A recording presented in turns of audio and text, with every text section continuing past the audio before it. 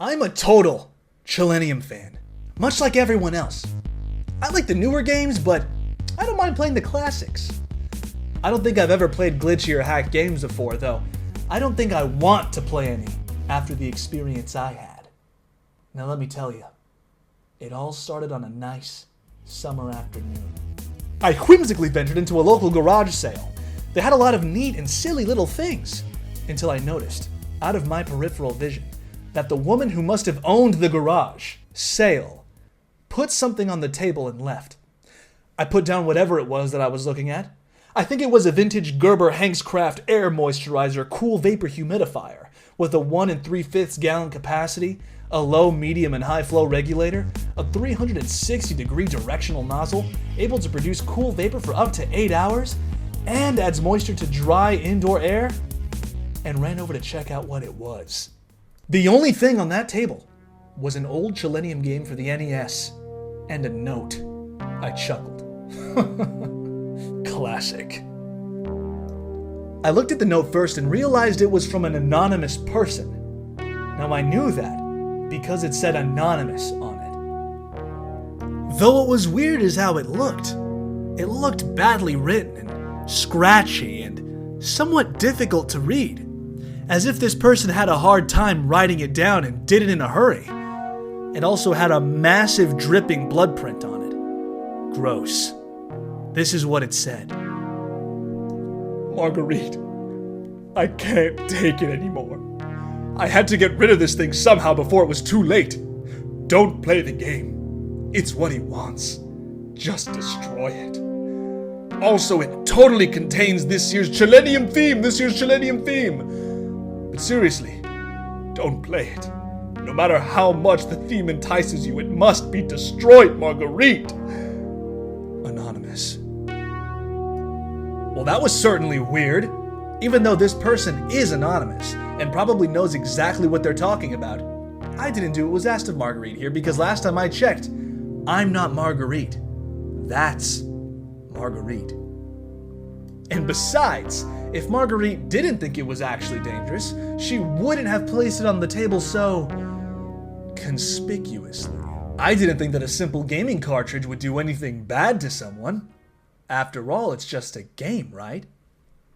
Boy, was I wrong about that. Anyway, I looked at the cartridge and it looks like any other ordinary Nintendo Entertainment System game pack, except it had black marker on it, written chili.exe, and it was unlike the anonymous person's handwriting, meaning that he must have gotten it from someone else, like a pawn shop or eBay. When I saw chili on the writing of the cartridge, I was actually excited and wanted to play it, since I'm a big Chillennium fan. I went up to Marguerite and asked how much it was for the Chillennium game pack for the NES, including the note. She looked down at me and said it was $2. So I paid her the $2 and she dismissed me, just like that. Well, that was easy. Time to go home and pop this bad boy in. I went up to my room, turned on my TV, and put the cartridge in, and ran the game, and grabbed a controller, and sat down. When the title screen popped up, I noticed that it was the first Chillennium game. I was like, awesome! Because, like I said earlier, I like the classics. I hit start, and nothing was happening. Oh, shoot. Then I realized the controller wasn't working. I started to sweat. Maybe this thing is haunted. After some time sitting and doing nothing about it, I realized I should check the controller port. Then I did just that. And sure enough, the controller wasn't plugged in properly. So I did the thing where you sort of jimmy it in a bit, then you get a little scared that you broke it and you unplug it again just to check. Then everything seems okay and you plug it back in. Then you jimmy it again just to be sure this time, but then you contemplate unplugging it again because you jimmied it again just to double check. But then you gather yourself and remind your brain that it would be a waste of time. It's probably fine. Then the first thing I noticed that was out of place when I hit start again, there was a split second when I saw the title image turn into something much different. Something that I now consider horrifying, before cutting to black. The sky had darkened, the title emblem was rusted and ruined, the Chillennium 1991 was now instead Chillennium 666, and the water had turned red, like blood. except it looked hyper-realistic. But the freakiest thing that was in that split-second frame was Chili. His eyes were pitch black and bleeding, with 2 glowing red dots staring right at me, and his smile had stretched wider, up to the edge of his face. I was rather disturbed about that image when I saw it, though I figured that it was just a glitch and forgot about it.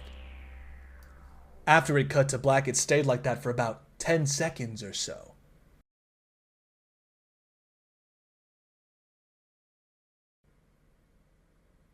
And then another weird thing happened. The save file select from Chillennium 2025 popped up, and I was like, WTF? What's that doing in the first Chillennium game? Anyway, then I noticed something off.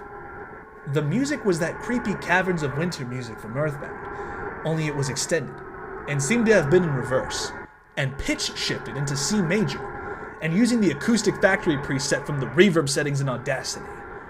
That's when I realized that this wasn't a glitchy game. It was a hacked game. Yeah, it definitely looked hacked. It was really creepy. But as a smart gamer, I wasn't scared. Or at least I tried not to be. I told myself that it was just a hacked game, and there's nothing wrong with that. Anyways, shaking off the creeped out feeling, I picked file 1 and got started. The game froze for about 5 seconds. And I heard a creepy, pixelated laugh that sounded an awful lot like that Kefka guy from Final Fantasy before cutting to black. Then it showed the typical level title thing, except the simplistic shapes were different shades of red, and the text only showed, "Would you like to know this year's theme?" I leaned in, pondering what it could possibly be.